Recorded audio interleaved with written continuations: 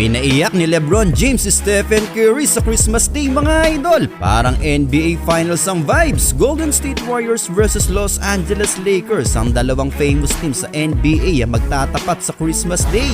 Ganda na naging bakbakan mga idol, dikit na dikit lang ang kanilang laban, pero sa second quarter nang magsimula ng makalamang ang Lakers na umabot pa sa 9-point lead. Pero pagdating sa first 3 minutes ng third ay naitabla ng Warriors ang talaan mga idol. Pero after naman ito ay nakuha ulit ang momentum ng Lakers at sa pagtatapos ng third frame ay balik sa Lakers ang 8-point lead.